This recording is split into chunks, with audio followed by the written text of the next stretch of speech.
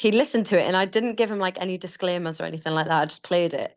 And Yeah. I just thought, right, see what he thinks. And he listened to it and he was like, yeah, that's really cool. Like, it's really catchy, like, really whatever. And then I was like, but you're cool with the lyrics? Because I'm talking about like how annoying you can be. It is the Strawberry Alarm Clock. It's F104, and we can now zoom into the home of Perrie Edwards. Hello, Perrie. Hello. Good to talk to you again. Nice to talk to you. It's nice to talk to you just sat on my couch. It's very I love chilled. it. I know. Literally, when the camera opened up, I went, "Oh, she's just chilling in her hoodie, comfy on her Yeah. couch." I love Yeah. it. I Keeping it know. real. And so we're going to talk about Forget About Us, which is, I nearly forgot the title of the song. Forget About Us. The video is amazing. You look brilliant. And I love the freckles. Ah, thank I you so love much. Yeah, it's cool. Yeah, that's the most natural I think I've ever been in a music video. Yeah, I was kind of embracing my natural freckles. Well, it works it, and that not many people do that, and it worked out brilliant. The video's class. Where is that house? It was shot in Cape Town. Yeah. So yeah, it was amazing. I've never been to Cape Town before, and it was honestly incredible. It blew my mind. Um, like the white sand beaches and the house that we rented out was really cool. Yeah, it was just epic. It looks like we call it a free gaff in Ireland. Yes. When your parents are away and you're running amok in the house. That's what you're running Yeah. around the place, rolling around on couches, having fun. That's kind of how it felt, to be fair. Yeah. We made it, you know what? We ended up loving you more just by seeing you without your makeup on, embracing that. But Mm. one thing I want to talk to you about is, right, your debut album was written and recorded in what I hear was an unused dining room in your house, which is mad. Yeah. I'm sure you could have had your pick of recording studios, but what made you want to do it at home? Well, I'm a bit of a recluse. I don't like leaving the house unless I have to. Uh-huh. I'm just like that. I love being at home. I feel so safe, and I feel like I'm the most creative when I'm at home. Like when I'm at home with my family and my little boy around me, I just feel very relaxed. And then my fiance had an idea of building a studio in the house. So he was like, "Why don't you just build a studio in the house? Like we've got a dining room that's never used. We'll just like set you up with the basics of what you need, and then we can go from there." And I ended up doing my whole album here. That's Brilliant. amazing. It's better than a Yeah. pub down back, isn't it? This is true. But also I think another thing that makes you so relatable. I hate leaving my house too. Yeah. And so I Yeah. love, why leave? Why I leave? do you know what? I think it's since COVID, it's made everybody like that, hasn't it? Yeah. Yeah, Yeah. really has. Wild. A lot of famous musicians and pop stars and famous people in general are quite shy and introverted in real life. So I always wonder Yeah. why would you pick to be like an international pop star if you don't like leaving the house? Do you know what? I don't know. That's a good question. Yeah. I think for me, I just always, growing up, I wanted to be a singer. Yeah. So I guess when I got in the girl band and Little Mix were like popping off, I don't think you fully know what you're getting yourself into when you start it. So I Yeah. think like I'm quite confident in interviews and like performing and singing and things like that. But me, like behind the scenes, I'm not that confident. So maybe it's just like because singing's my bread and butter, it's where I like come to life, maybe. I don't I know. think sometimes people when you come on stage, yeah, when you're in front of a Yes. microphone, a different part Yeah. of you comes out and you're like jazz hands and then you kind of go, okay, back to my safe space on my couch. Yeah, I think that is kind of what it's like. I'm giving Hannah Montana vibes. I love it. I love it. In this song, you mentioned stealing stuff from your ex's flat, right? And you're never going to give it back. I think there should be an amnesty for all the exes that hands back albums that you've got that never came back, and clothes, hoodies, or whatever it is. I mean, have you got any stuff that you nicked from exes that you think you should give back now? I mean, I think there's a lot of things, but you gather a lot of belongings through a relationship, especially one that lasts a long time. Where would you start giving Hmm. things back and exchanging things? I don't know if that would be logistically possible, would it? Unless you Yeah. like Rachel and Ross from Friends and you've got a box stored in your room of all their stuff, which I do not have. I don't know. You're like, you're not getting it back. You're just not getting it back. Yeah. Yeah, I maybe think once an item of clothing's been claimed, it's been claimed. That's it. I know. I think that's fair. Sometimes it still bugs me though. There'll be certain albums I go to play and it's like, oh no, your one has that. Oh, really? Yeah. And I might have it. I might have bought it again, but Yeah. it still niggles.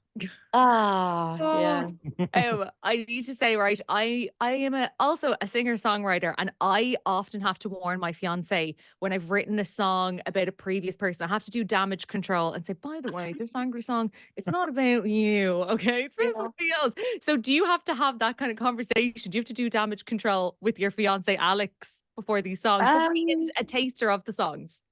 yeah, there's a song that I wrote with Ray on the album, and it's about Alex. And he listened to it, and I didn't give him like any disclaimers or anything like that. I just played it. And Yeah. I just thought, right, see what he thinks. And he listened to it and he was like, yeah, that's really cool. Like, it's really catchy, like, really whatever. And then I was like, but are you cool with the lyrics? Because I'm talking about like how annoying you can be with Oh like dear. certain things. And he's like, what? And he doesn't listen to the lyric. Like he listens to the song first and the melodies, and he listens to like the vibe. And then he'll pick up on the lyrics like the second or third listen, which I find really strange because the first thing I do when I listen to a song is listen to the lyric. But Oh, yeah. everyone's different. So he doesn't listen to it like that. You see, I'd be like Alex, I always go for a beat of a song and I'd be like singing away, and people will go, do you know what you were singing along to? And I'm like, oh, it's Yeah. like people were like, Yes. Yes. I love, Yeah, that's yeah, so true. I love that he was like, yeah, it's a great song. And then you're like, no, you're annoying, Alex. Yeah. Sorry. I'm like, So- but you didn't like the lyrics? He's like, oh, let me listen again. Forget About Us, which is a great solo song for you now. Who is the first person? Is it Alex that gets to hear it? Do you have a musical? I mean, you had somebody helping you along with this one, did you? Yep, Ed Sheeran. So was there anybody that you and Ed rang and said, check this out, what do you think of this? Or do you just trust each other's Um, judgments? I think it's more like my team. I think like the head of my label.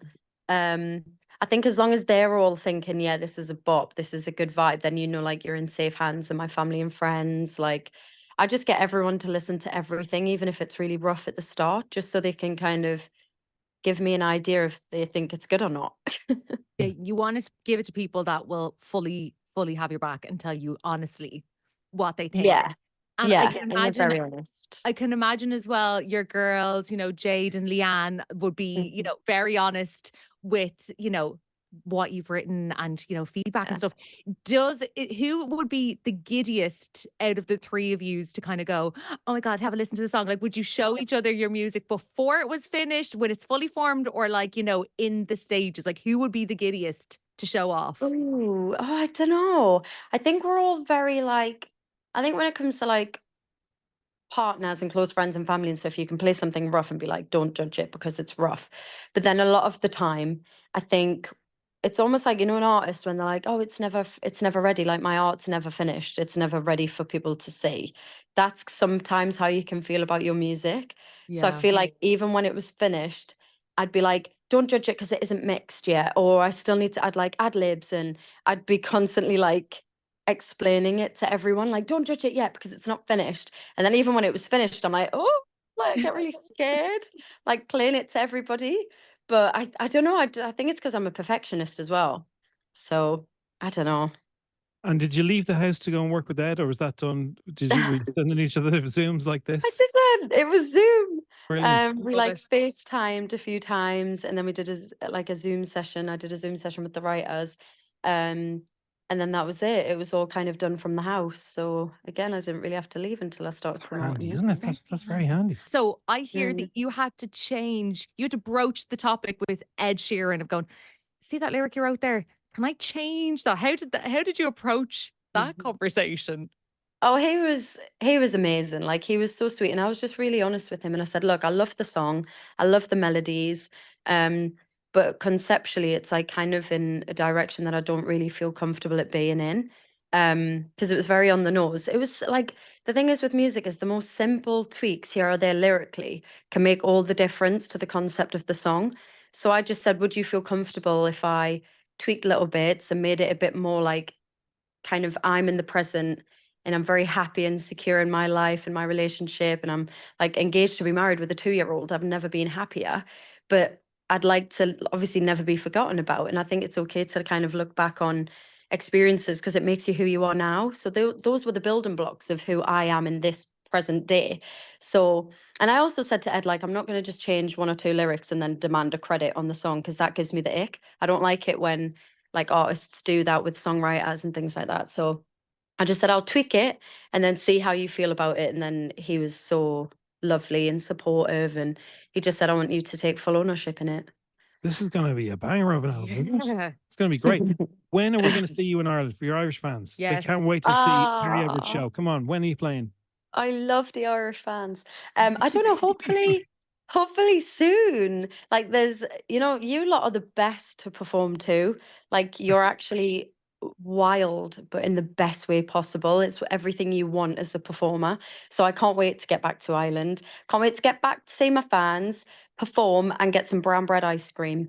Yes. Oh, yeah. Go to Murphy's. Yes. Brown bread ice cream. You can't beat it. Murphy's. Murphy's for the ice cream.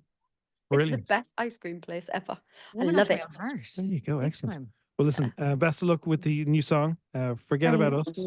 And it's been lovely to talk to you, Perrie Edwards. Continued success. And we look forward to your next adventures. Yes. Thank you so much. Thank you, guys. Thanks for having me.